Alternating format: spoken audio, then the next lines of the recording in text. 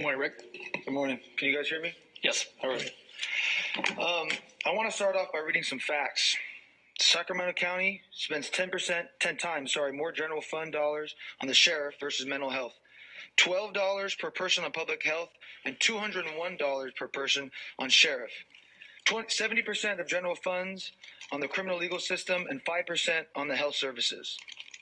Now, these numbers are appalling, and I can tell you firsthand as a frontline mental health worker that my coworkers and the thousands of people that I come in contact with, housed and unhoused, would just be as appalled, but probably not surprised at these numbers.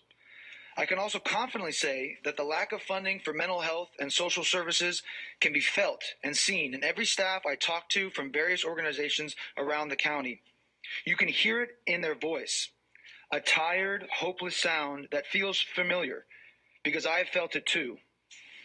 It's the sound you produce when you're trying to help someone access a service that they desperately need, but you have to inform them, sorry, there honestly just isn't anything that can help that right now. That service doesn't exist. The funding isn't there. There is so much that goes into sustaining good quality mental health that far exceeds medications and hospitalizations. And as it stands right now in Sacramento, there is little to none of that essential social services that foster true and lasting health in our communities. Here are some of the essential needs that pertain to everyone in SAC, housed or unhoused. Without investing in these and investing in, instead, police, our city will never foster true growth, but only continued hopelessness of consumers and providers. And so I have a list, and believe me, it's a lot bigger than this. Invest in permanent, supportive, and or deeply affordable publicly owned housing with units that include individualized wrapped-around services and include options that are designed for formerly incarcerated community members. Fund 24/7 decentralized drop-in resource centers, because once again, as a frontline worker, everything's closed after 5 p.m. There's very little in this county, which goes all the way from Citrus Heights to Galt, that is open after 5 p.m. And believe me, people have mental health issues and problems after 5 p.m. Sustainably fund community-based organizations.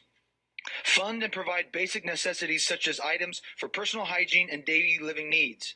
I don't think anybody in this chambers can understand what it does to your mental health when you don't have a roof over your head, water, and food.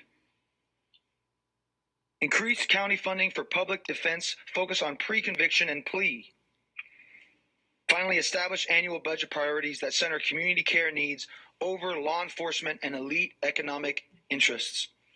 With my remaining time, I'll just say, like I said, as a frontline worker, this system is drowning. The workers are drowning. The consumers are drowning. The providers are drowning. We need to do a change now. And it's a change in money, but it's also a change of hearts and minds. We have to come to an agreement that we're not going to fund police and criminalization, but instead fund people and fund our communities. Thank you. Thank you, Rick.